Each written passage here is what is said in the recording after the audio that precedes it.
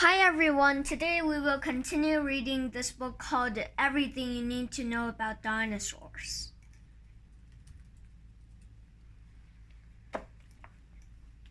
Getting bigger. Fossil footprints and bones from the early Jurassic show that meat-eating dinosaurs got much bigger at this time.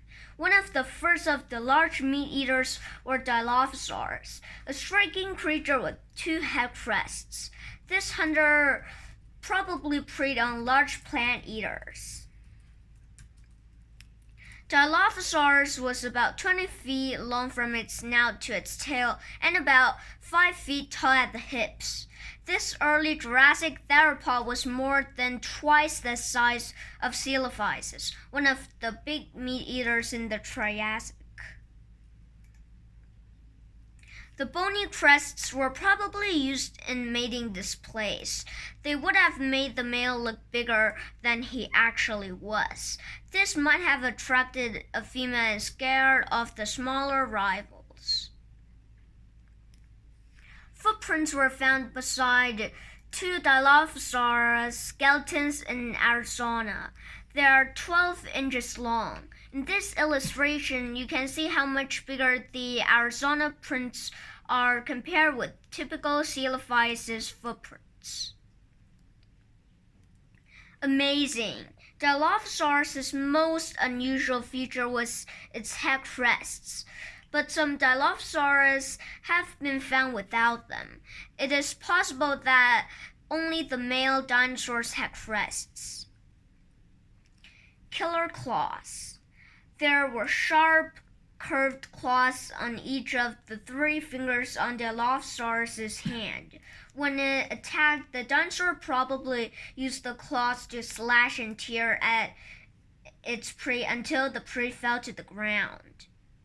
And you can do this creative corner. Antarctic dinosaurs. Today, the continent of Antarctica sits over the South Pole. The Antarctic climate is so cold that the only people who stay there are scientists, and no reptiles live there. Antarctica lay farther north in the early Jurassic, so it was warmer and there was no permanent ice then. Dinosaurs could live there.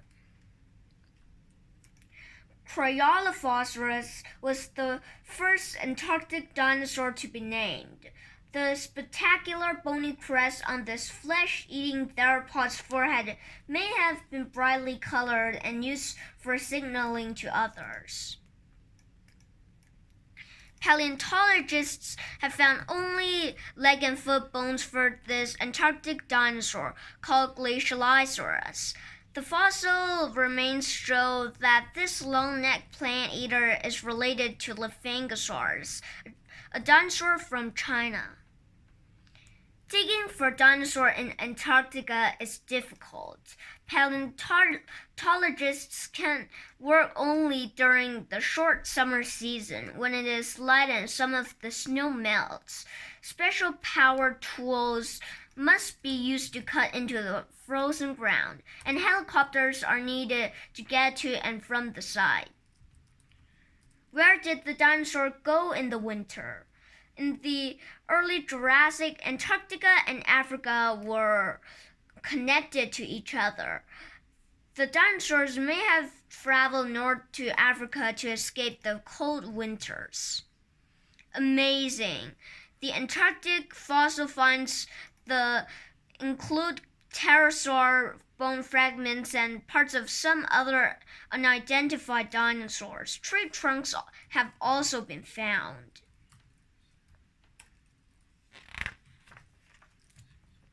Stiff tails. Most of the medium to large-sized theropods were titanorans. The name means stiff tails, and the dinosaurs are called this because they held out their tails stiffly to balance them as they moved on 2 legs. The first known stiff-tailed dinosaurs include Megalosaurus and Eustreptospondylus, which were large bipedal carnivores from Middle Jurassic southern England. If If you watch a kangaroo as it moves, you will see that it bounces along with its head held forward and its heavy tail balancing it. The weight of a stiff-tailed dinosaur's head was balanced by its tail in a similar way. Eustreptospondylus lived in England at a time when Europe was made up of scattered islands. The dinosaur probably scavenged along beaches, feeding on shoreline animals such as turtles and dead creatures washed on shore by the sea. How can you tell a stiff-tailed dinosaur from other theropods? A stiff-tailed dinosaur has an extra hole in its skull in front of its eyes, and its teeth are positioned forward the front of its mouth. Vocabulary. Balance is to keep something steady so that it does not fall. Carnivores is animals that eat other animals or meat.